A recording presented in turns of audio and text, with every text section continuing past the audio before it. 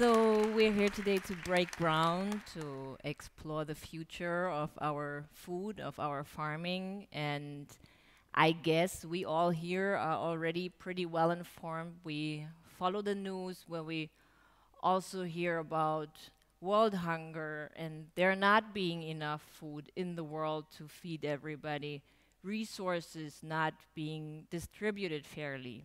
And while we listen to all this, we probably sit at home over our full dinner plates and yeah, we choose our food wisely. We buy at farmers markets, maybe.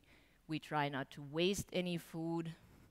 But then still there are the times, or at least this is what happens to me, where I find myself, where I do shop big box organic, or even worse and probably more realistic, where I stand at the counter of a big supermarket and I compare prices and all the big problems, world hunger, the milk crisis, global justice, they seem so far away. What difference can I now possibly make being just one person? Does what I eat really matter? And I was discussing this with some friends of mine for quite a while. We were wondering, where's the link between the big food and farming politics and our personal everyday dinner plates? Where's the gap? And this is what we came up with. It's 2,000 square meters. So here's what we did. We took all arable land on Earth, which is 1.4 billion hectares, and we divided that amount by the number of people on Earth. We currently are around 7 billion people on Earth. So when you do the math, each one of us gets round about 2,000 square meters of arable land. That's your fair share of global land and food. Now, how big is this, and can this feed one person? This is what we were wondering. So we sub-rented a piece of farmland here in Berlin from an organic farmer, and we laid out our 2,000 square meters. Now, before we could get started, we had to do some research, and I quickly would like to share some data with you. This is the global field. This is what 2,000 square meters of arable land would look like if all crops on it were planted in the same percentage as they are grown globally. Now, you don't have to read the writing below. I'm just going to talk you through it. We have 1/3 almost for cereal, then also large amounts for soy and corn, oilseed, also some cotton. Your jeans also have to grow on your 2,000 square meters. And then in the back, there's this tiny little spot, just around 80 square meters, 80 of 2,000 for vegetables. So nobody eats that much cereal. It's mostly grown to feed animals. It namely takes exactly a field the size of 2,000 square meters to feed 2 pigs. So if you are a meat eater, and if you are okay with just eating pig meat for an entire year and nothing else, you'd be fine. So nobody wants to do that. So what else could you grow on 2,000 square meters, and how much of it? We found you could grow 8,500 kilograms of potatoes, or 7,000 kilograms of cabbage, also 15,000 kilograms of tomatoes. So who's supposed to eat all that food? Of course, the answer lies in a good mixture of things, and certainly also good farm management, because the crucial fact is that on its way from our fields to our plates, 1/3 of our food gets thrown away, which is painful to learn, knowing that there are people suffering from hunger and malnutrition in the world, and we throw out 1/3 of our food. What's more is that here in the European Union, we actually have a bit more than 2,000 square meters per resident of arable land. And our soils are very fertile. We have great air and water conditions. Also, not to mention our technical and financial means. And still, we cannot meet ends with this area. My friends and I, we compared the imports and the exports in the EU, and we found a deficit of 700 square meters per resident, meaning that statistically, each one of us here is using 700 square meters on top of our fair share. The EU mostly imports animal feed, especially soy, from South and North America, also Asia.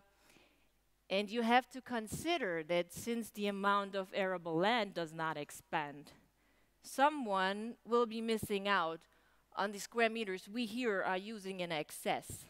So it brings us back to the question, how many square meters do I actually spend? And are 2,000 square meters enough to feed one person? So back to our field in Berlin.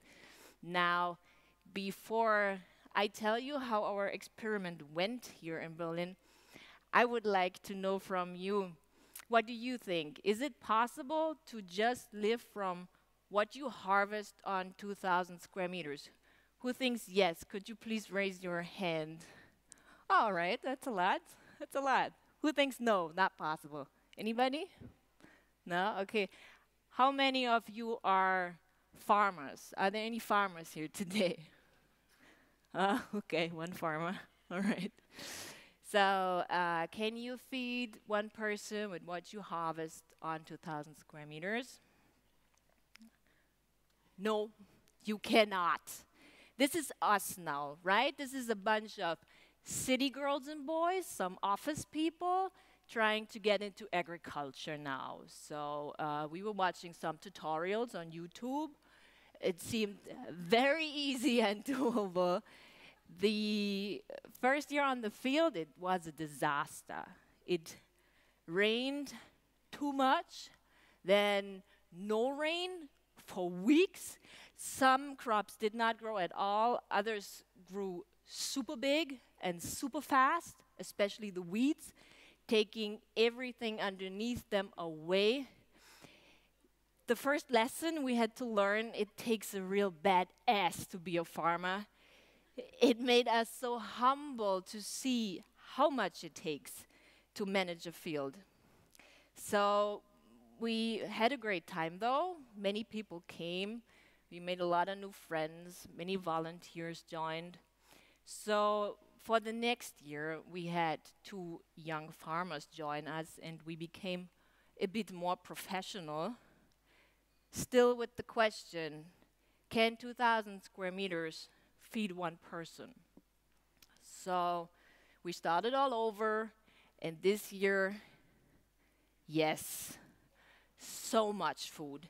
2,000 square meters, it's crazy how much food we were harvesting. We were actually facing a different problem now. No way was one person gonna eat all this food. So we started to set up dinner parties, brunches, all sorts of events on the field, also in town, just to somehow distribute all this food we were harvesting. It's so much food.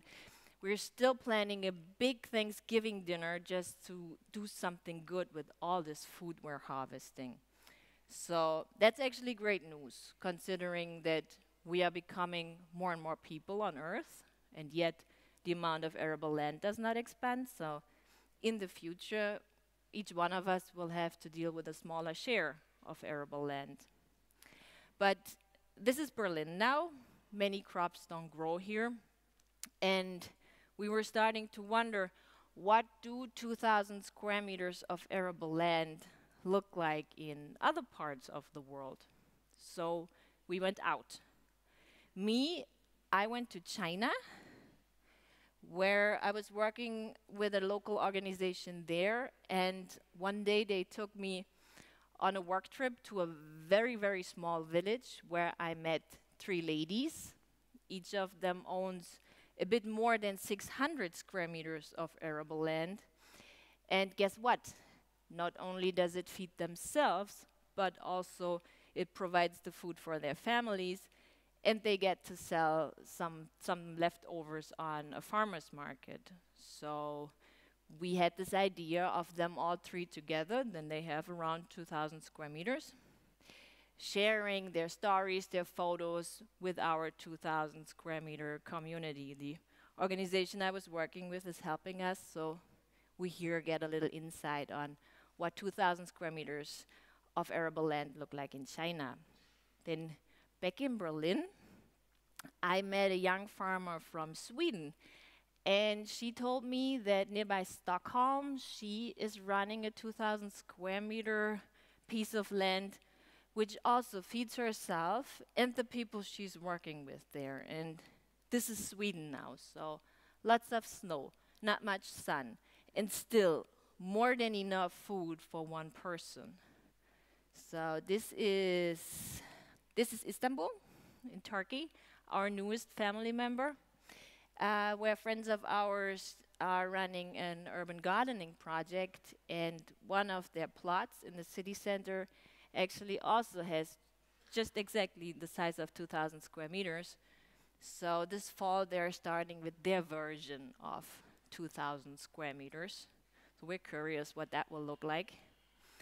And in Edinburgh, Scotland, we connected with a elementary school which has a school garden the size of 2,000 square meters. So their field serves for their lunch, which they harvest and eat together in school. And it's really cool to see how this idea spreads, how people come up with different ideas within this 2,000 square meter framework. So if you're interested now and you want to start your own field, get in touch with us. It's fascinating stuff. So where do we stand? Back to our Berlin field. There is enough food for everybody in this world. Agriculture has gotten out of control, but there is a way to fix it.